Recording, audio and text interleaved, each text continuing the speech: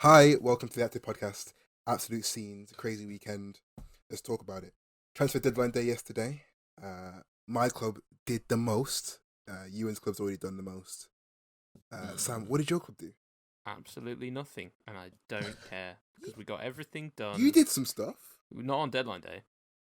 We got Didn't everything you? done a couple of days before. We signed Ryan 8 Nouri, this young left back from Angers, and I like him on FM. yeah, he is good on FM. And then deadline day, we just sat back and watched Man United flail about in misery. That was quite fun. It's All so the Arsenal cringe. fans, almost have mental breakdowns over the possibility of signing or not signing Thomas Partey. Can I Yeah. talk about the stress, but also how amazing Arsenal have been on deadline day? Because although they put us through the stress of are we going to sign Party, is it going to go through?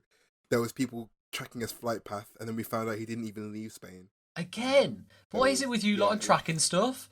Listen, Honestly. like I said, we don't get a lot of hope. So when it happens, we have to make the most of it.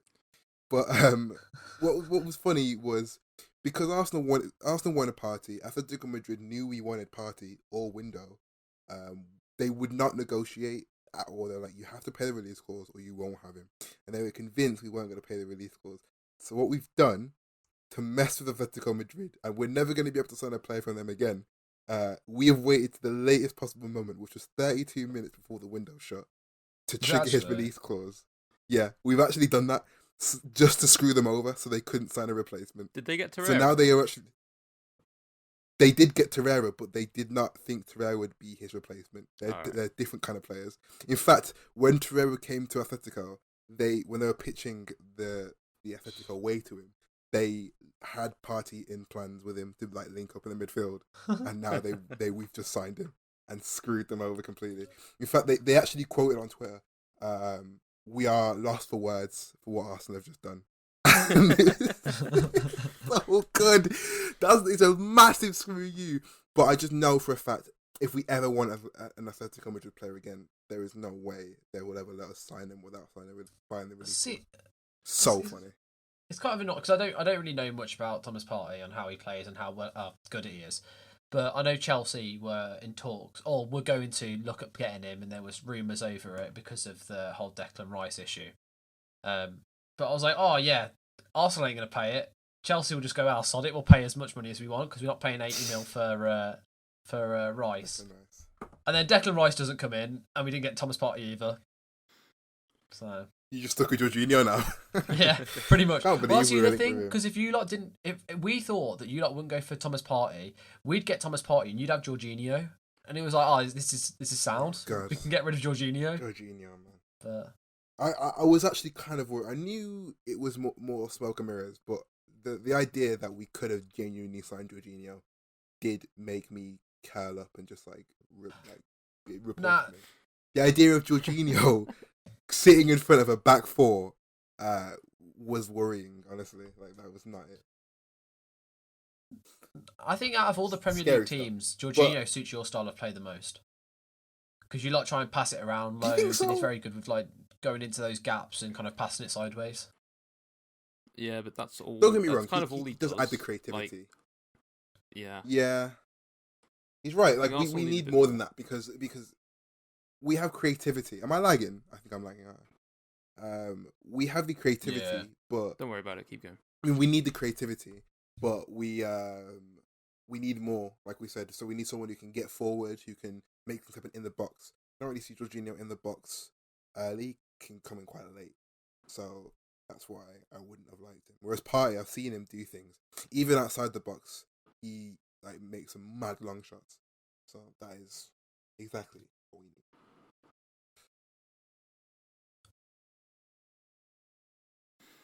Feels like a weather show. Like I just stand here and wait for someone to respond. Yeah, I mean, that's what I think. Declan Rice is why Chelsea want Declan Rice over Jorginho, because he gives that bit extra, passing wise. His long balls. Declan Rice is decent at that, and he's more of a threat in the final third than Jorginho. But this isn't about Chelsea, because Chelsea did nothing on deadline day. Mm. They sat there and thought, we've done our need business. to We though, can didn't wait. So, You didn't but exactly need to do anything on deadline day. oh no, I think the only thing that we were looking for was a potential Declan Rice, but we can sign him another time. I mean, the thing is, everyone keeps forgetting is that there's only 2.5 months from January. So anything that didn't get done now will most likely get done in January now. Yeah. And people will probably have more money, which I think with the whole Arsenal and Aouar thing is worrying because this in January, the only opportunity we have now to sign him, because next summer, the clubs that actually want him, like PSG and Real Madrid, are going to have their money back, and they most likely will go in for it. So but more of a jokes thing that made me laugh is Man United did not get Sancho. Oh my god, the whole saga was so funny. I can't believe they never got him. It seemed like it was going to happen. It's just mad that, you could just see this happening because Dortmund, from the very start of the summer, months and months ago, in like May, June, they're saying, we want this amount of money, and if you don't pay it, you're not getting Sancho. And every week, you'd get another news story about Ed Woodward saying, yeah, listen, we know you said you wanted 110 million, but we'll give you 90. How about that? And Dortmund were like, no. What do you mean? Rumours are surrounding Ed Woodward that he came in yesterday with £5 and a Kinder Bueno, and they said no. Hey, I'll give you a Freddo to soften it off. Freddo pound, curly whirly. And so to make it seem as though they've had a successful transfer window and deadline day, they've gone out and panic bought free agent Edinson Cavani, who is he was a world class striker in his day. It remains to be seen whether he still is that. I really don't know. Didn't play much last year. And an 18-year-old winger, Amad Traore from Atalanta, who won't even be joining until January. And oh, mad! I didn't know that. Yeah, because they can't get his work issues. Yeah. And he's only played 3 games. Yeah, where's he from exactly again? Got a lot of first team experience. So the idea that they've signed this guy instead of Sancho is quite funny. I mean, I'm sure he's got big potential. He's an Italian Dan James, isn't it? Really, he's a foreign Dan James. They signed Dan James as a stopgap for Sancho, and now he's rumored to go out on loan again to the Championship or whatever. Or Leeds might have won them, I think. Yeah, so Leeds are interested. What's the difference? But they got it's the positions they've gone for though. They've signed one defender, Alex Telles. And that's not even the defender they needed. They've already got cover in that position. I don't know. I don't know. I think they did need a left back, particularly after. I don't rate Luke Shaw at all. But they needed a centre back more. Yeah, or a CDM. True. Oh yeah, CDM was bigger. They have nobody. They have a whole front three that none of them can defend. Why would they have gone for a left back unless they're going to play? Their only defensive midfield is Nemanja Matic, who hasn't got legs anymore, and Scott McTominay, who is okay. Yeah, he's all right, Scott McTominay. But it's like Patrice Evra. Patrice Evra turned around and said, "Why don't we look at not getting rid of Maguire, but putting someone else in there instead of Maguire?" Everyone's complaining that it's the person next to Maguire, but if you actually look at the mistakes that Maguire makes, we need to talk about this Tottenham game because his this is performance in that. It was, wasn't it? I like that. His performance in that was absolutely shocking. I watched a clip of him when the first Tottenham goal went in. He tried to clear the ball with his head, did a terrible clearance, and then Luke Shaw came in. He heads it Luke 3 times. No, I got it. And he tried to clear it, and then Harry Maguire was like, no, I can do it, and he grabbed him. And he tried to clear him down. It was a mad thing. He literally just takes out Luke Shaw. He's like, no, it's all right, lad. I got this. Son. Oh my! It was so good. It's so funny to watch him. Even now, when football came back, I think it was the second week. He got nutmegged by who's Newcastle. Whoever Newcastle's left back is anyway. It wasn't Danny Rose. He megged him and then put it top bins, and it's just so fun to watch him defend. Honestly, it's great. Yeah. Who was it that he got megged in the one of the goals, didn't he? The Harry Kane goal. Yeah. Oh, it was Sergio Aurier. Sergio Aurier put it through his legs. But it was fantastic.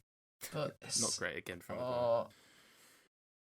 I mean, what it does mean for English football, on a positive side of it is the likelihood is Dean Henderson will probably go in goal instead of De Gea for the next game. So. Oh yeah.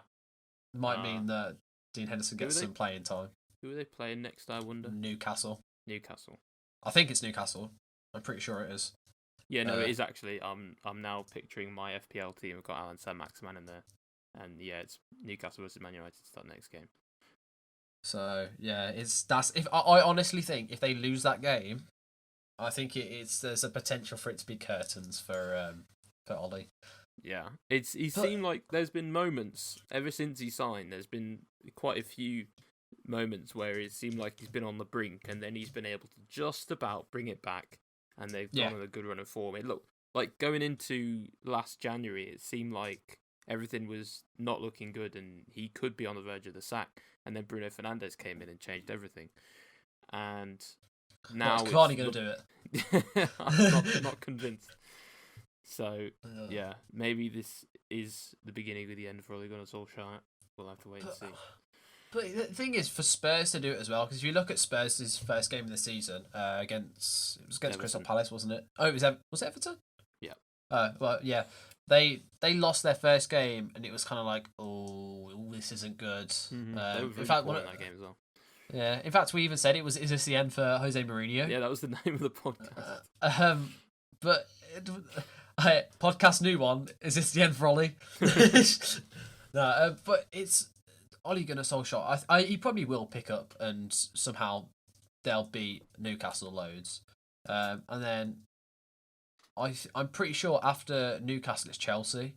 Ooh. Oh no! So if they don't beat Newcastle, and Chelsea, hopefully by then. The thing is though, is that you need to be in your stride by then. You need to have found team form, because individually some of your players are doing great, but you need to have like a whole team of like Havertz and Werner need to be on point, and right now they aren't. But when they're at their peak, I think the thing is I think at the minute you've got to kind of understand that Havertz has slowly grown into it since he's been in the position he's been in. So playing in the in that number. He has kind of improved game by game, hasn't he? But he is improving now. He's in the position he likes. And Werner performed well when he was in when he was playing up top. As soon as he went to left wing, he hasn't really performed as well. I can't figure out why Lampard has moved both of them to the wing positions where they don't like playing. Like that's not where they play, especially when they're because we had no wingers. Yeah, but it's a new and league. Hudson-Odoi wasn't there. Like when in their first few games. Yeah, but who else do you play there? You've got Hudson-Odoi. You've got no one else. Werner has played there for Leipzig, so it was.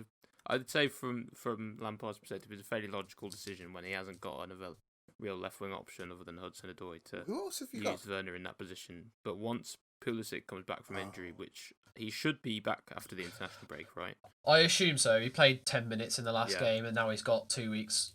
2 weeks off. I would assume that he'll be playing on the left, and then I reckon Ziyech will be getting half games and stuff like that as well on the right. That'll be good when he comes back. That's well. The thing is, you've also. I mean, the first game when they're both back fully, I don't think you can expect them to be the best players in the team and absolutely outperforming, because they've just had an injury. It's the first time. Well, not for Pulisic, but for Ziyech, it's first time in the Premier League. He's going to have some sort of issue. Well, potentially have some sort of issues breaking in, but understandable. It's hopefully it clicks, and they've also got to play with each other. I mean, the Brighton game, the first game that Ziyech and Werner played together, some of the balls that he was playing into Werner was just ridiculous. One of the things I have noticed though, and I don't watch a lot of Eredivisie, but a lot of the players who do come from Eredivisie to Prem don't usually do too bad. I mean, Van de Beek had it's got a fairly decent success rate, hasn't it? I mean, there's been some failures for sure. But not like crazy. Someone like things the likes of Johan Bach, isn't it, at Brighton? Yeah. He's been pretty poor, but I mean, Van de Beek started well. So, and I mean, Ziyech performed so well for so long, not only in the Eredivisie but in the Champions League as well, against some of the best teams in the world. You got to have confidence in him to start pretty well. People think he's going to be our best player this season. I don't know about that, but I wouldn't. That's at the same time, I people actually have wouldn't be it. surprised. So But yeah, back to slaughtering Man United because that's more fun. Yeah. But yeah, so you've got who was at centre back? Maguire and Lindelof. Maguire. I presume. Was it Lindelof? Yeah, I think so. Why do I feel like Or it did was? they play? It's possible they played 3 at the back. I can't remember. No, it's did Bailly, isn't did it? Bailly play? Yeah. Ah. So yeah, Bailly was just non-existent. His pass was atrocious. What is he doing there? What was it? They were playing it out from the back, and he played it pretty much straight in front of the goal, but just on the edge of the box. Yeah. And it's those type of mistakes that those type of players shouldn't be making at all. But there was a penalty in there as well, wasn't there? Mhm. I can't. What was the penalty for? Oh, was there. Was there a penalty given for the Lamella incident? No. Is that that was when Martial was sent off? That was in Spurs' box, wasn't it? Is that not Oh, was it in Spurs' box? Yeah. No, it wasn't. It was in the Man United box. I thought it was. It was. Nah, it was in the Man United because people thought De Gea got sent off. Alright, fair enough. But how does that work? If there's an assault, does that not turn into a free kick there? Because surely, I if suppose it was the 'cause opposite way corner hadn't around, been taken yet, it wasn't actually in play. I suppose. Because I know that if it's the other way around and the ball gets played into the box and there's a push, it's a free kick. Yeah. But that was quite funny. Lamella. It's so pathetic, man. Honestly, Lamella. Grow up. Oh mate, if to be fair, if you can get away with it, well, yeah. Go for it. From his perspective, he's got Martial sent off, one of the most dangerous attackers. But at the same time, understand. It is pathetic because it is. But I mean, there's two things to it, right? One, how's Lamella not been sent off? Don't know how that's happened. Yeah.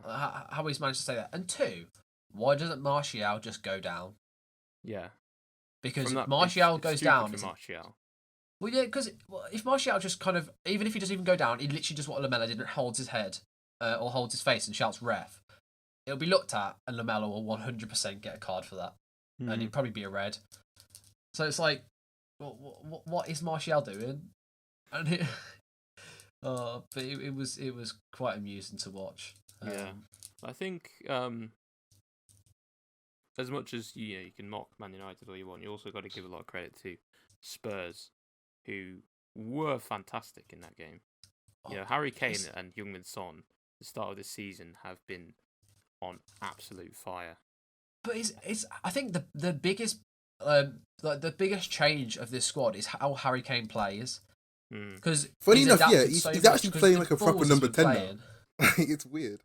Yeah, he's so deep, and he's such a good passer. It's crazy. I don't think I've ever seen. I didn't think he was actually that good at passing. But imagine if we could get him to do that in England when you've got the likes of Sterling, Rashford, Greenwood, Sancho running onto the end of those. Yeah. Just feeding. That actually we won't ever play like that for England, unfortunately. He'd be so good at feeding it. Funny enough, half those players aren't going to be at the first game, which means Saka will be on the left most likely, which we love to see. I think the Saka and Kane link up would be beautiful. Reece James. Is he? Oh, he got promoted, didn't he? Yeah, okay. But does anyone care about Reece James? He's playing right back. Oh, mate. To be fair, though, I actually saw a training video for Chelsea, and he can ping it. Like he could play on the wing. Honestly, he can also play midfield. Yeah, he played central defensive midfielder for Wigan, didn't he? Yeah. So there's talks of potentially moving into there because we've got too many right backs. We've got Trent, Kyle Walker, Trippier, Wan-Bissaka, Reece James. Who else is there? Maitland-Niles. I'm missing someone. Yeah, well, Maitland-Niles can play in the middle. He's actually a midfielder. But yeah, we've got way too many right backs. It's so weird. I saw Sky Sports to the team. We just ended up with loads of right backs. That's kind of weird. It's probably because it's such a neglected spot before, and so it's so easy to turn people into right backs in like youth level. That there's just so many. Because like none of these players originally in like academy level were right backs. Like Trent was a CDM. I doubt Reece James started as a right back. I know a kid who's in the Arsenal academy now. He plays right back. He's like 9, and he was like wanted to be a striker, and they moved him. So obviously nobody wants to actually play there. There is a lot of strikers at youth level that get moved into like a centre back or right back position because of their height. For example, Ruben Lal that plays for Burton Albion. He was originally he was originally a striker. I'm talking football terms. I don't know. Definitely don't know. But no, he was originally a striker. He was a striker for ages, and as soon as he went to academy level, he played as a centre back. And then vice versa, the other way round. Antonio was right back. And he's now on top. He's played all over the place, hasn't he? Yeah, and in fact, another one. Fun fact: Casemiro was actually a striker, but when he went to the academy to go and try out, there was loads of strikers in that position. Yeah. Oh no, there was loads of strikers going up to try and try out. So he actually turned around and said, "No, I'm a CDM," because there was less people, so he had more of a chance of getting in. David Luiz was the same. Yeah, David Luiz did the same thing because he was quite poor when he was younger. I remember watching a video and he said he was a striker. And the only way he was ever going to make it as a footballer is if he moved to like centre mid, and then they moved him to centre back, and then just stayed at CDM centre back forever, and that's where he plays now. Yeah, but you can tell some of these players have got the qualities in them. Like what's his face? Mikel Antonio. He's a right back who was converted to a striker, which is rare. Mm-hmm. But, and he's been so mad ever since like the restart. Yeah, I don't think anybody scored more goals than him. He's a big. Calvert-Lewin. Calvert-Lewin's probably scored. No, I mean since the Premier League restarted back in June. Yeah. Yeah, but talking about loads of goals. Liverpool let 7 goals go past them. Oh my day! I couldn't even watch the match. I was playing football, and I remember seeing the score. I got in 1-0, and I was Ollie Watkins, and I was like, "Wow, this is cool." They're gonna lose 6-1. that was genuinely in my head. I thought Liverpool were gonna get the revenge, and they're gonna beat Aston Villa 6-1. And I was just baffed. Just showed me. Yeah, I was watching it, and I was just like, "What's going on?" No idea what was going on at all. It was so like alien. I mean, I know Liverpool, we've criticised their defence in the recent weeks, like against Leeds, and the last few games of last season, it looked a bit shaky, but it was still just completely. It seemed wrong to see like Virgil van Dijk and the whole Liverpool defence get torn apart like that, just over and over again. But it is the style of play they're playing. Well. There was a lot. Yeah, it is. Just you're right, Ewan. It is the style of play they play. They keep doing this thing, and remember, I only know this because Jamie Carragher was talking about it. They keep doing this sort of like offside trap, high line. Yeah. And they just keep getting beaten with it. Like Ollie Watkins even said in his interview, like, we knew they were going to do it, and we just kept beating the offside trap and then mugging them. But that's the biggest problem for them now, is they've been found out their biggest defensive flaw, and it's now up to Jurgen Klopp to see see how good of a manager he really is in terms of turning and changing the tactic. Because if he doesn't change that tactic, they're not going to do. I don't think they'll do very well this season at all. Because this is what happens if Villa can do it. Go, Karen. Finish your point. But if Villa can do it, then every team, and if you're looking at the really quick teams like you've got Arsenal, Aubameyang, you've got Man United's Greenwood, you've got Chelsea, Werner, Pulisic, who else? Well, Antonio for West Ham. Yeah, you're right. This is what separates like the good managers from the okay managers is being able to adapt, because eventually every manager will get found out. I think we're starting to see it with Manchester City, and we've just seen it with Liverpool. We saw it with Jose, we saw it with Wenger. We didn't really see it with Ferguson because, like I said, I always say this: he left at the perfect time. He got out at the right time. He did. Yeah. He hit the sweet spot. Wenger didn't, and so he got found out. Eventually, people are going to figure out your tactics, and you'll become a tactical dinosaur unless you mix it up. I mean, saying that though, you've got to give for both Wenger and Ferguson were on it for so long. I'm sure if you look at very, very small tactics, they will have changed over time. Oh yeah, of course. They understand the game so well. But that's why you see these little flash in the pan teams like that Bournemouth team who came all the way from League Two. They came to the Prem, and then Eddie Howe. I think he just ran out of ideas. Honestly, he couldn't figure out how to keep his tactics fresh. People figured it out. I think we're seeing the same thing with Chris Wilder now. because he hasn't won a game yet, and in fact he's only actually scored. He scored his first. They scored their first goal against us over the weekend. That was their first goal so far in the Premier League. Mad. And I think that's really just poor. because they have been poor, and I think people are starting to figure out because before this I never heard of overlapping centre backs ever in my life. Like when you see a centre back that far up the pitch, it's weird, and that's why no team really knew how to figure it out, and that's why we only managed to get. They took 4 points off us last season. We lost to them and drew with them last season. I mean, another team that is seeming to be figured out, and Golas ain't gonna like me saying this, but Wolves. Team have worked out that if you give Wolves possession, I agree. Yeah, I agree because they were always a counter attack pace wing backs. Like no one that was rare. Carry on. Oh, sorry, go on you. No, you carry on. You carry on. All right, well, that's the thing. I think Nuno has actually recognised that because there's been a lot of talk over the summer and with some of the signings we've made of Nuno trying to change the team to evolve to a new, more possession-based style to make us more comfortable with holding the ball for longer periods and being able to create more against teams that traditionally we struggle against a lot, which are teams that tend to hold a very low block, like your Burnleys and your Sheffield Uniteds, and we've got pretty bad records against them. I remember a couple of years ago we flipping Huddersfield did the double over us. That was horrible. Yeah. So with some of the signs we've made, we're trying to move away from that counter-attacking philosophy that's kind of defined us the last few years and trying to become more a possession-based side. Yeah, and I mean, I think the thing with Nuno as well is he's got so much respect at the club and the fans. Yeah. He's the way he's had the last couple of years and how he's gone about it. He's almost earned himself some time for Wolves to not do terribly, but to kind of somewhat step off the gas on what they're doing to change that tactic, because there is no way a club will change a tactic so much and perform instantly. Because the players have got to get used to it. I mean, if you were to go 4 at the back, Connor Cody probably wouldn't have a clue what he's doing. And you can see some of the other players as well that we've had. They're very suited to our particular tactics. Like Matt Doherty, for example, has defensively certainly been found out a bit so far, playing in the back 4 for Spurs. It'll certainly take him a while to adapt to that. And yeah, as you said, Connor Cody has only really ever played in the back 3 as a centre back. Before that, he was a midfielder. So I don't know how he'd work with that. Thankfully for us, I don't think Nuno's got any plans at all to move into a back 4, and I don't think we should. No, I mean, how old is Cody now? He's quite young, isn't he? 27, I think.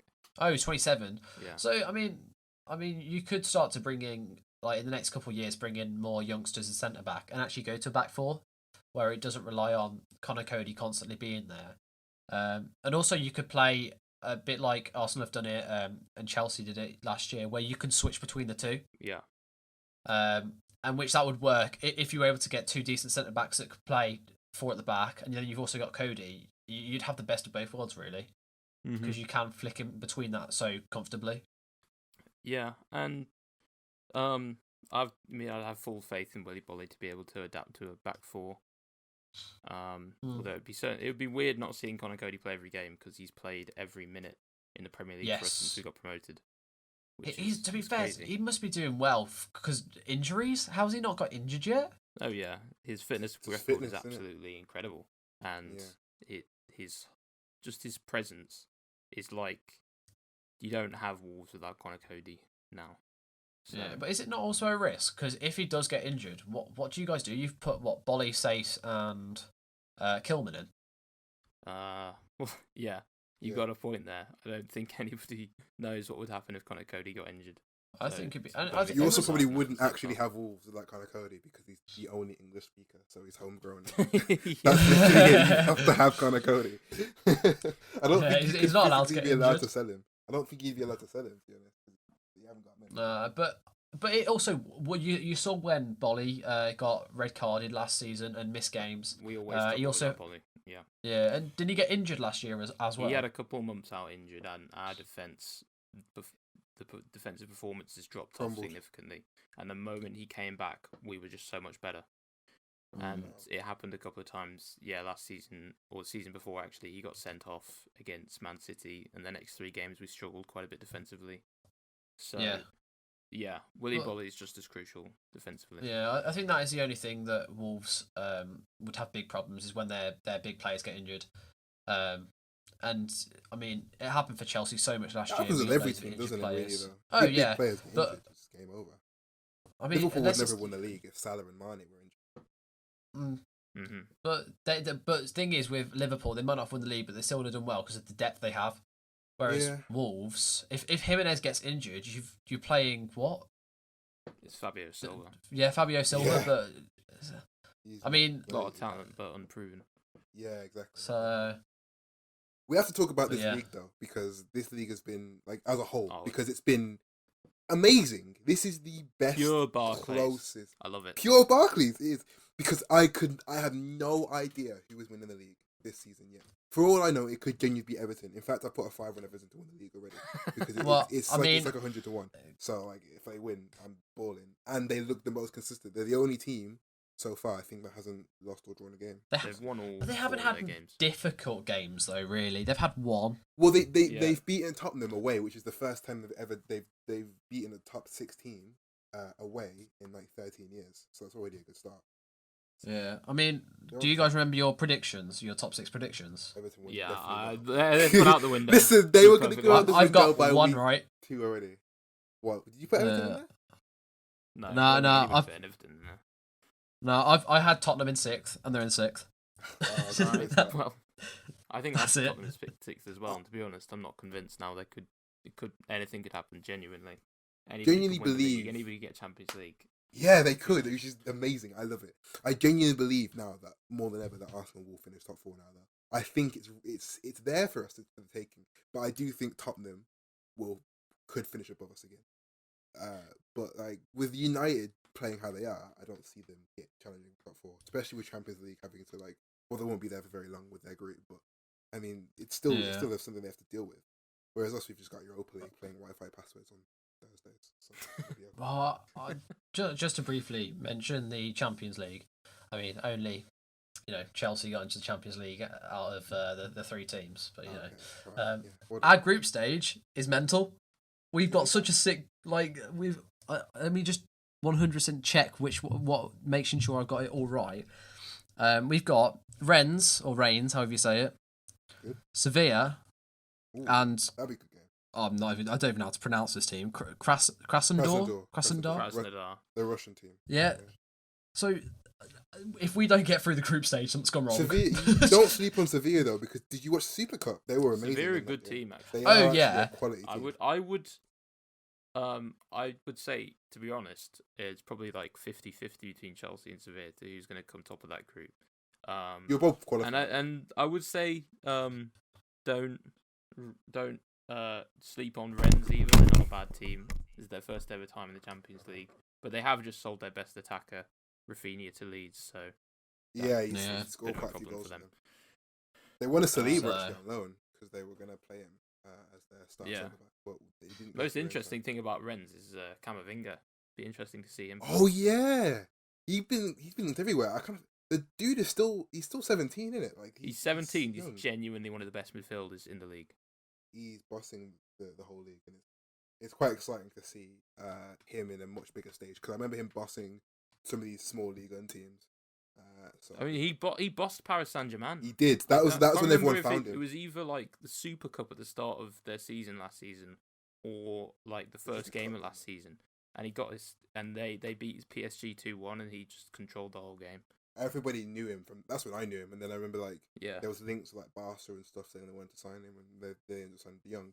But him like being there it'd be cool. I want to see him actually shine now, and Yeah. see if he's worth signing. What kind of midfielder is he? I don't really know much. I don't know a lot. he's a primarily defensive midfielder. If you look at his stats, heck of a lot of tackles and interceptions. I mean, Right, like okay. elite levels already. He's Oh, really? 17, and this season so far he's looked a lot more comfortable on the ball in terms of passing, dribbling. He scored a really nice goal a couple of weeks ago where he like mugged off about 3 players in the box. So All right. he looks like a amazing. I think Rennes have got the talent. most slept on coaching facilities as well, because there's been Rennes and Lille are starting to be well known for it now, but Rennes have pumped out some quality players that I think There's a lot of teams in. I mean, we all know how deep France's national team is and how young it is as well. And there's just like at the moment in France, there's just an endless line of really exciting young players just coming out of that league. Yeah, it makes it even more surprising that the league itself isn't as good as it should be, considering how good the national team is. Because everyone gets picked off so early. I think players get Yeah. picked off a lot earlier than you think. Like a lot of them, if you look at a lot of the people in the national team, most of them don't even play in France, and a lot of them came out of France at a young. Ligue 1 is like the youth academy of Europe. 100%, yeah. That and the Dutch league, those are the two. Yeah, it's becoming that, isn't it? It's great. I love to see it. Anyway, I think. Is he? Hang on, before we move on, is he French? Sorry, Camavinga, yeah. Okay, yeah, all right, yeah, carry on. He's French. Anyway, I think it's best time that we move on a little bit now to our third Premier League game that we're going to be discussing, which is the Manchester City versus Leeds game. We've already talked about Man City. Yeah, it was a mad game. 1-1 scoreline. Really doesn't do it justice. It could have been a lot more. But we've already spoken about Man City a little bit. You mentioned that Pep's tactics seem like they're possibly getting found out a little bit. But yeah. Full credit to Leeds, because so far this season they've been brilliant. The most entertaining team to watch in the Prem. I've never actually been excited to watch any other team other than Arsenal before, but Leeds, when I see them pop up on my phone, I usually watch them because the way they play is just that Man City game was the most exciting game of football I've watched that wasn't Arsenal play probably in the last year or two. It could have been like 7-7, 6-6. Sorry, Arsenal interesting? Hold on, what? I can't crap on my own team, can I? So I have to say that. Listen, hey, you need to watch the Arsenal Rennes game because that was a sick game. That's when Aubameyang pulled out the Black Panther mask and that was a sick game. But anyway, that game was insanely good. Just watching Helder Costa and Bamford just bomb down, like try and attack. And Edison was quality in goal, I have to say. Made some great saves. Except for Leeds' goal. Yeah, no, that you should have saved that. But it's just so fun to watch, and seeing Bielsa and Pep go at it against each other, like understudy versus the master again. The thing that I enjoyed the most about it was the fact that there's so much build up to like these two tactical geniuses. Bielsa's like the godfather of tiki taka and all this. And he's like Pep's idol, and then Pep's become one of the greatest tactical managers of all time. And in this game, it just all went out the window. It was just chaos. There was no tactics anywhere. It was no defense, just vibes. Players running all over the place. Like Carl Walker was in the middle of the pitch. I don't know where he was playing. And Carl Walker does what he wants, so doesn't he? He always has done. He said they did a double training session as well. There was no tactics, no fitness, no defense, just straight vibes. This was just shooting. It was basketball, but with your feet. Like it was that good. Yeah, 100%. It was brilliant. It was brilliant. So can't wait for the last picture. I could see if they play like that. I could see Leeds winning. If they play when they play at home, like they played. I mean, I've just looked at the stats, and considering Man City are typically the team in the whole Premier League to always have the most possession, Leeds had 52% possession. Really? Yeah.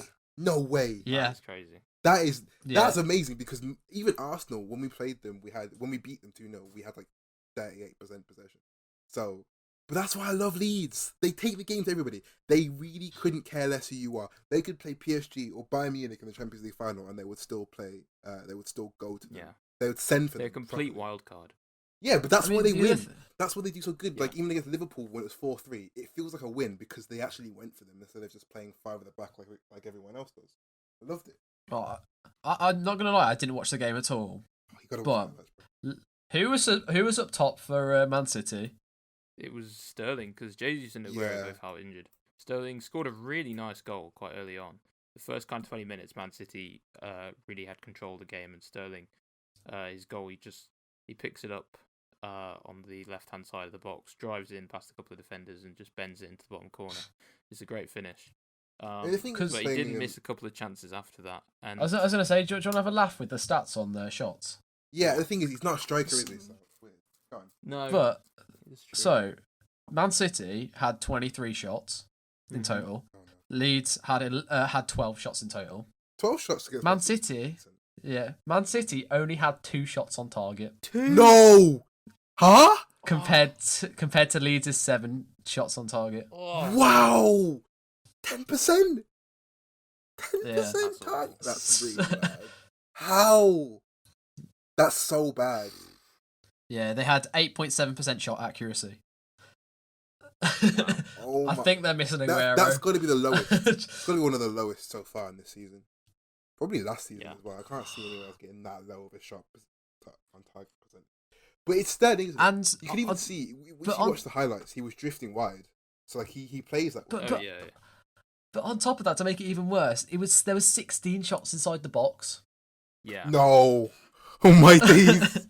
Unless these stats are completely wrong. Like, Man City were creating a lot of decent chances, and they just were not scoring them at all. And also Leeds, to be fair to the defenders, were throwing every limb except for the hands, because that'd be a penalty. So 16. if it's a blocked, 16. if it's blocked, is that classed as on target? No, if it's still heading towards the I goal, don't think is it it off Depends, target? I think if you kick it and it hits a guy like an inch in front of you, it gets blocked, then no, it wouldn't count. And that's what happened. Yeah, but if you're doing like a shot outside the box and it hits someone inside the box, would that count as well? I think it has to, like, I think the defender would have to be inside the 6-yard box or something. That's what I would have thought. It's a complicated one. Yeah. But then again, do you remember Technically it's on that target. Atalanta game? I think it was either last year or the year before, when they had like 50 shots and like 20 on target, and they Oh drew. yeah. Do you remember that? I think that was against Fiorentina. They had Yeah. about 50 shots, And it was like crazy. I think Fiorentina won the game. It was like and the the whole meme was like it was like a game of FIFA but like all the shots were like they were like side on, and they were just shooting side on, like when Dybala did that free kick. They weren't like amazing shots on target, so you have to be wary about the stats. It's still that those numbers are crazy. Like those are FIFA stats, to be honest. That would be something you get on Ultimate Team. That would break my controller, like something like that. Controller's going straight out. Do you know what I mean? I'm already looking for another one. Yeah, that is shocking. But gotta give credit to the Leeds forwards as well, because they were finishing well. They were putting stuff on target. Rodrigo came off the bench quite early in the second half. He's someone who, I mean, I certainly wasn't particularly overwhelmed by that signing. I thought it was, record signings, about 30 million, and he scored 4 goals in La Liga last season. But he had a really good game. Yeah, he came off the bench and scored, didn't he? I think he had more shots on target than any other player in the game, having come off the bench. I mean, it's not difficult against the Man City lot. No. He only has to hit it twice towards a goal. But, he scored the goal not long after coming on. Obviously, bit of luck in Edison missing the ball, but it's a poacher's finish. You got to be there to score it. And he had another one, a header from around the penalty spot. It was going right in the top corner, and Edison's pulled out an absolutely outrageous save to stop it from going in. I think people sleep on Edison quite a lot. Very dangerous. Yeah, I mean, like you said, other than that mistake, Edison had a fantastic game. He saved. There was that one just before half time. Mendy made that mistake, gave the ball away because he's got all the defensive awareness of a twig. And, I think it was Luke Ayling picked up the ball, goes inside Laporte, and then that sounded a bit mad. Cuts inside, past Laporte, and again Edison pulled that really good save. So, but it is what makes you a good team, is your keeper. I mean, at the end of the day, keepers are quite underrated. I mean, I know Man City should have taken 3 points from it, but Edison essentially made it so that they took at least a point. Like, Leeds only took 2 points out of the 3 they could have taken, and that's purely down to Edison making saves. I think the thing as well, it's kind of cool on Edison, which is sad because there used to be a whole struggle for Brazil, like who was better, Edison or Alisson, and now you just don't really hear that. Like, you don't hear much from Edison ever since they didn't win any trophies. But you have to remember he is still one of the best keepers in the Prem. Oh yeah, probably second, hands down. Now, even though he's injured, maybe third behind Leno. Slip him in there. Although we didn't mention this, Martinez, he went to He went to Villa? He's been quality since he's been as well, because he saved the penalty on his debut, and then he kept a clean sheet. No, he didn't keep a clean sheet against Liverpool. He only conceded 2. He did all right. He kept a clean sheet before. Couldn't really that have as well. done anything against either of the goals either. Was that not a bit of a surprise for you as an Arsenal fan, him going? Oh, we knew Was it not? the situation at hand, because we knew we couldn't keep both of them, and Leno wasn't going anywhere. Martinez was going to go somewhere, and we got £20 million for him, which is pretty good. Yeah, I Good suppose. price considering he's. He only had like 6 months from the game. 6 months before he signed, he would have been worth like a couple mil.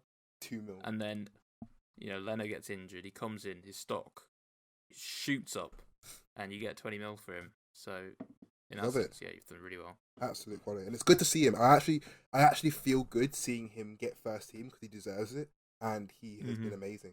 I'd love to see him. Maybe if anything happens for him to come back, because he's been absolute quality. And I knew he was good even when we were doing Europa League and stuff, because he was our Europa League and Cup keeper, and he was amazing in all of them.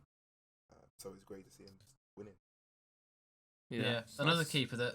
Oh, go on. Carry on, sorry. No, he had the segue in the bank. He was ready for it. No, it's can't. It's a rubbish one anyway. It's a rubbish one. I was just going to say, it's always good to see, kind of underused backup keepers, the likes of, Sergio Romero as well, and people like that, get their chance and, show that they are actually quality keepers who could, absolutely perform at a Premier League level.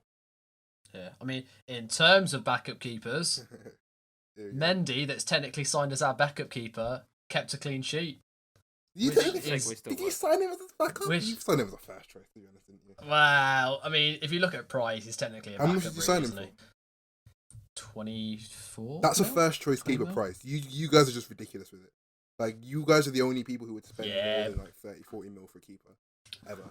But anyway, for Chelsea to keep a clean sheet is like you seeing a leprechaun at the end of the rainbow. It doesn't happen. Did they have any shots though, Palace? No, I don't think they had. Not on target. They had 0 shots on target. Mendy did nothing basically. He was there though. He scared them. But that's the thing. That's the big thing. I mean, if you put Kepa in that situation, I guarantee you the amount of shots from outside the box that would be taken would be so ridiculous. Funny. I would shoot if I was like if I play football, I play as a centre back. I'd still have shots outside the box. I'd be like Vincent Kompany against Leicester. Like that would be me every single time. But it is that keeper mentality of the back four are now more comfortable. Players are going to respect him so much more because. I mean, no one respected Kepa anymore when it comes to shooting. They'd shoot from the halfway line if they could. But you just don't know him, do you? You don't know about Edouard Mendy. Like no player does, so you wouldn't try. Yeah. But his claim when he runs out to claim it from corners, free kicks and everything like that is demanding his area. I think the fact that we had a French-speaking defence apart from Chilwell would have worked in his favour, and especially in Thiago Silva's favour because I don't think he could speak very good English still. But the one that couldn't speak French, Ben Chilwell, scored and got an assist on his debut. That was alright. Mate, that was alright. Segues galore. That was alright. Sounds big. No, what you have to fill in for him. What a finish! What an absolute finish from Chilwell. Yeah, it was. And then what a ball into the box. I mean, yeah, he had a decent performance. He had a decent performance in that game. And I mean, I'm going to be gassing it up way too much, but when was the last time Chelsea had a left back that could do that? Ashley Cole.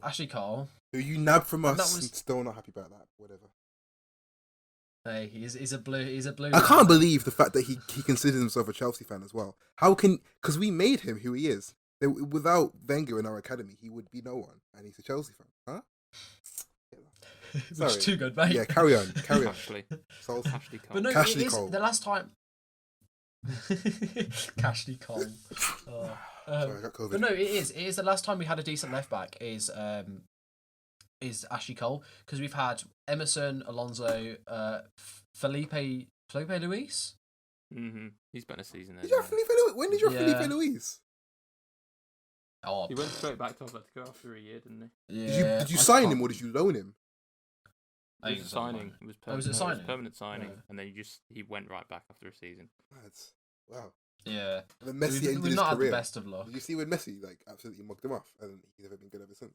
If you haven't, you should definitely watch it. It's actually He's been over in Brazil for a couple of years now, hasn't he? Yeah. Well, yeah, that's why he went to Brazil the season after. he went into hiding. He couldn't hack it. Carry on. Alright, that's my career over. Right, we're giving up here now. I'll hold my hands up. It was actually mad. Carry on. But yeah, I mean, so Chelsea's defence scores again, 2 of them. I'm pretty sure our defence have got a better goal scoring record than our attack at the minute. Surprised me. Not too sure how that's happened, but Zuma has finally hit the target. It was a nice goal when he as well. headers the ball. Header, wasn't it? He missed one just before it as well, and it was a decent connection, and he was just wide. But he scored that goal. But the thing that does my head in is Jorginho. Right. And Lampard basically had a bit of a laugh because Tammy Abraham picked up the ball for the second penalty to take it, and Azpilicueta essentially told him off and said, "No, Jorginho's taken it." But I understand that you've got to respect who the penalty kick taker is, but attackers should be taking penalties. That's just how it should be. Sergio Ramos disagrees. I don't care, Yeah, well, mate. A defender's job is to defend a goal, not score. Give it to the attackers. Like, why is Werner not taking them? Well, it's not really about that. A penalty is whoever's the best at penalty taking. So if you know who, I don't care. Training, you let them take it because you need the goal. No, I don't want Jorginho. But Jorginho's not even that good. He's just jammy. Yeah. Like, if you look at his penalties, Isn't like, that what penalties are there? Yeah, it's kind of Unless you're Harry Kane. It's nah, literally but rough, he hits isn't it so slow. I'm gonna have so many people hate on me for this, but I cannot stand his. Oh, like, you bet you love Maitland-Niles' penalty. Did you see his penalty? yeah, it was a nice He's penalty. To be holding fair. veins. But it's like Bruno Fernandes does it so much better because of the power Bruno Fernandes gets on it. Yeah. Jorginho just slightly taps it. I think if a keeper was quick enough, they could quite easily get back up and save it. I don't know about that. But we need to Nah, talk about I one could. last thing in this Chelsea game that I think has been neglected. And I had this conversation with my dad before the game, and he's convinced me, sold me on it. Kovacic is a passenger. Now, I didn't believe this at first, but after watching the game, I have to agree with my dad. My dad is a diehard Chelsea fan. He is becoming slowly but surely a passenger because he doesn't really contribute to the team. What do you honestly believe? 'Cause I know you guys, I know you like him, but what do you think he actually has to the team? I think there's a very, very, very specific role that he does, and he does it very well. What is that role? What is that role? And it is purely receiving. It's more to do with the fact that we haven't had a defensive midfielder or that midfielder that does this, but gets the ball, turns, and can turn and dribble past someone quickly and then play it. Because I mean, Kante can do it, but he's not as good. Jorginho will pass the ball before he even thinks about running. Yeah, but that isn't an accent to usually a skill. Usually, being able to do that is a part of it. But because loads of players can do that. Don't get me wrong. You just don't have. Oh yeah, I agree. I fully agree, and that's why we're looking at Declan Rice because Declan Rice can turn and run with the ball. Yeah, so that's why I think he turns and runs. He's got great dribbling skills, but he doesn't really come short, and he doesn't defend, and he doesn't attack. He does. Come on. He doesn't Nah, he defend. definitely does. He definitely does. He Defensively, doesn't. He puts in He a gets mugged off on the in the FA Cup. Xhaka mugged off Kovacic. Xhaka does pretty much the same thing as Kovacic, and he doesn't attack, and he still mugged him off and got him a red card. I can't honestly see him being that good defensively. I don't. I didn't see. It's his work rate. His work rate is phenomenal. I will find you some Mateo Kovacic stats. You make a compilation for me, Sam, and we'll put it on the. We'll put it up, and everyone else can decide as well. It is why I honestly think the formation will. I think it'll depend on what team we play against, but the most comfortable formation that Lampard will want to play is a 4 at the back with a CDM, either that being Declan Rice or Kante, and then having both Mount and Havertz in that attacking role. And then if it's more defensive, if you have Declan Rice in the team, you put Declan Rice and Kante in there. I don't actually see Kovacic being a big part in this new team. Yeah, I can see him being. To be pretty honest, the problem is how much money you spend No, I don't think he'll be moved on. I think he'll be a rotated player. He'll just be a squad player. How old is he? Just don't ask me that. Don't know. I don't think he's young. I will find out for you in 2 seconds. But I mean, he will just be a rotated player. Because I mean, at the end of the day, you can't just play. Yeah, but the Kante, problem is Declan with Rice that, constantly. it's okay with him being a rotated player, but you spent over £50 million for him. Spent like 50. He's 26. Okay, yeah. So he's come up to his peak, but you spent so much money, you can't really afford someone of that price to be a rotated player. Same with Pepe. It's Chelsea. Yeah, it doesn't matter if it's we've Chelsea. We've got that's Kepa. still too much money, and that's another blunder you have to firm because you spent over 70 mil. Who's just left this squad? You spent over 70 mil on Sam. You spent over 30 mil on Kepa. 70 mil on Kepa when he's now going to be your backup, and that is a huge blunder because you're never going to be able to. Make money back. You'll be lucky if you get 20 mil for him now if you try to sell him.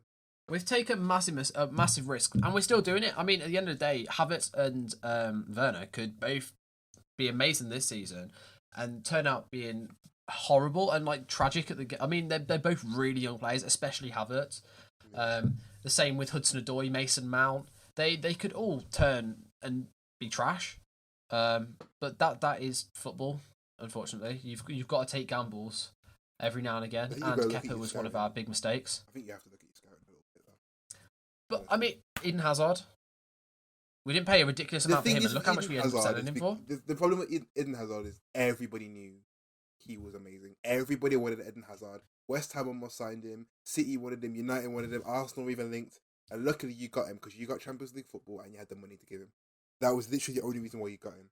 And it's understandable that he went there, but it's not like that wasn't down to scouting. He was practically at that point. Everybody knew he was quality.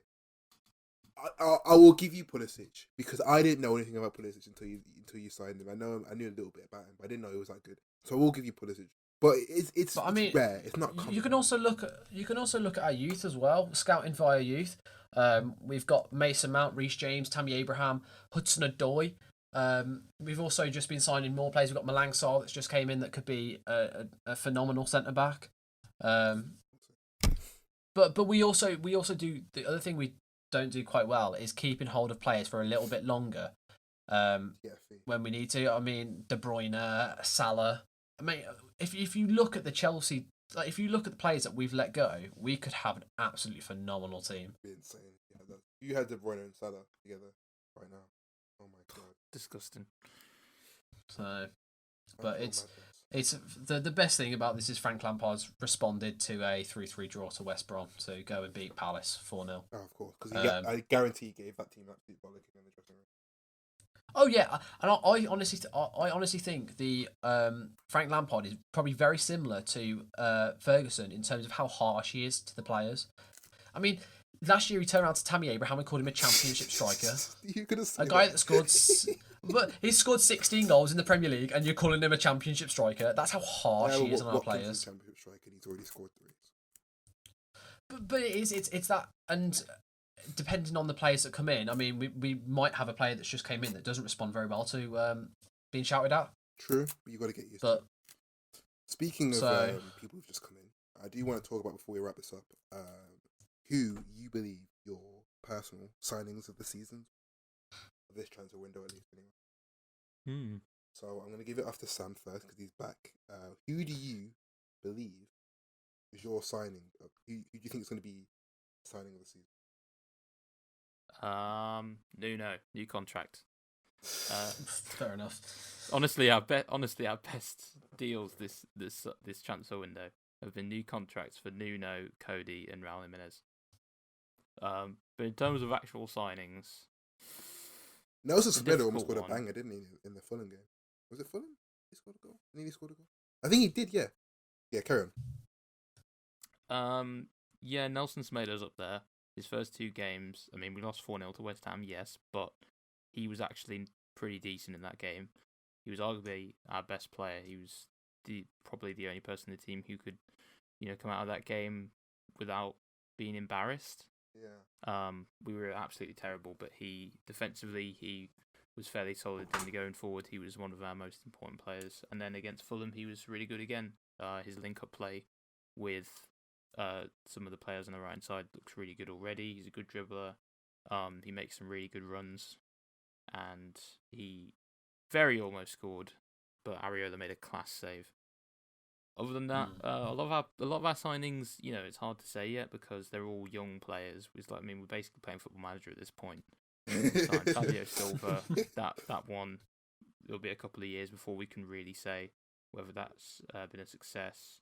We've got Vitinha on loan from Porto. We haven't really. Is there an option to buy with that? Yeah, 20 million, I think. We've got Ryan Aït-Nouri from Angers. Is there an option to buy in He that looks one? like a really good prospect. He hasn't played yet, so again. Can you buy? Is there an option to buy in that deal as well? Yeah, 20 million again on that. I think he can be really good. Yeah. So I'm excited for our overall business. I think we've kind of turned the squad over really well. Let a couple of players go. It's a shame to see Jota go, but 45 mil is a good price. And we've got plenty of depth in those areas. Kiana Hoover as well, I think, is going to be a really good signing. I was so shocked when I saw that come through. I couldn't believe that Liverpool have let him go. And Brewster. Yeah. What are they playing? Yeah, at? Brewster was surprised to me to go to Sheffield United. Yeah. Anyway, I think we've had a good summer, but time will tell with our signings. It's really been a summer where we've built for the future. Yeah. So What about you? we'll have to wait and see. You've had a fair amount of high-profile signings, but who is your favourite signing of the summer? It's a difficult one because at the end of the day, the most important signing we had to make was a goalkeeper, which was we signed Mendy. But you can't really comment on Mendy so far because he hasn't really done anything. Then you've got Thiago Silva that's made a mistake already, but he's looking solid since. Havertz hasn't really done much again, but he's slowly building up. Werner's playing in the wrong position. Ziyech is injured, which leaves only really Chilwell. It was a position that we've needed because we were playing Aspilicueta at left back at times because Lampard has no faith in Alonso, which rightfully so. He shouldn't have any faith in him after what he did. Likewise with Emerson, he can't be asked, even though Emerson really wants to stay at Chelsea and he wants to fight for his place, but I'm not too sure how just standing ball watching is fighting for your place. So I think Chilwell, he's a Premier League left back already, so he knows the Premier League, well, not inside out, but he knows it very well, so he's comfortable playing in it. And he's an attacking left back and very quick, which is something we've really needed. So I think Chilwell's probably been our best signing so far, but that could all change depending on how people. I would say in my opinion overall, I think your signing of the season remains Timo Werner. I think he is a yeah, it's been good. It probably is, but I don't want to comment on it when he hasn't really done anything. I mean, if you're talking about potential, it's definitely Werner, but in terms of what's happened so far this season, it's got to be Chilwell, without a doubt. Fair enough. Yeah, fair play.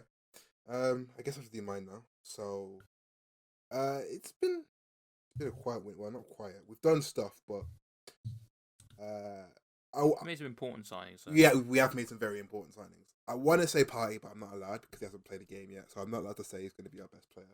I think it's a great signing for us. I'm going to keep it short. I do think it's Gabriel. Gabriel has been integral since he's played. When he played in the Fulham game, he was absolute quality. When he played against West Ham, he was quality. And the one time we didn't play him, we lost. We drew, which was Liverpool. So ever since he's come and he came back against Sheffield United and he was quality again, and he deserved that clean sheet. It was a great strike from McGoldrick. So I think he has been by far, and we needed this. Like everybody knows how poor our defense has been in history, and so she got Clown there. Yeah, Chelsea somehow managed to offload a Clown. That really hasn't been terrible, but he's been a great teacher to Gabriel, I think. So he's been really great, and it's so weird to have a centre back who's actually decent in our squad, who you don't get worried about when you see like a 1-on-1 or like him and like David Luiz against the top striker. You're like, oh my god, he's gonna go in. Now I just feel like he could actually have this. We might actually be okay. So I think he's good, and he's fit Arteta well with the whole play out the back. I didn't think he'd adapt too well coming from like someone like Liga, but he's been great with his passing around. So yeah, definitely. All right, fair enough. And I just want to say, overall signing of the season in Premier League as a whole is obviously James Rodriguez. Oh my Free days! transfer. I didn't know it was a He's a free world-class transfer. I player. saw on Twitter today that it was a free transfer. I saw on Twitter today it was What? a free A tree transfer. transfer? Tree transfer. No, but like it's crazy. How it's just because Carlo Ancelotti, isn't it? But he has been nothing short of world class. It's like it's the 2014 World Cup again. He's been absolutely destroying every single opposition. He hasn't gone missing once in the past 4 games at all. He's been completely important in every single game. It makes it's all the more annoying for me because it was Wolves. Yeah. Were the 2 teams heavily linked with him. But he was always going to If go back we to had Ancelotti. James Rodriguez, He was always. I can't even imagine. It would have been amazing, but he was always going to pick Ancelotti over you because he was at his peak under Ancelotti. Oh yeah. So I could never have seen it going if ever after. But I mean, you still need it. You guys still. I think you have to remember you still need that creative player, and you haven't gone through him. And I think it might come back to bite you if you don't. Because if you're trying to do this possession-based football as well, you definitely need someone in the middle who can come short and pass out long and distribute, and you haven't got him. So we'll see. Hopefully, you can last until January and make something happen. It's not long at all. I think you should have gone for Renier. It's really not long until January. No, it isn't. It's weird to think about. I think you should have gone for that Renier done from Real Madrid, but he's gone to Dortmund now. He's at Dortmund. Or maybe like Pedri from Barca. But we'll see. That's just my football manager brain thinking. Yeah. So those are the 2 go-to cams I go for. But yeah, I think this has been a really constructive podcast. It's been a bit more relaxed. It has been really chill today, so Yeah, it's been good. I think we're going to call it a day. Thank you all for listening. Don't forget to like, comment, and subscribe. Hopefully, it's more than just my dad at the end now. So, yeah. Anything else anyone wants to say, or can we say goodbyes? Yeah, no, that's it. All right. Bye.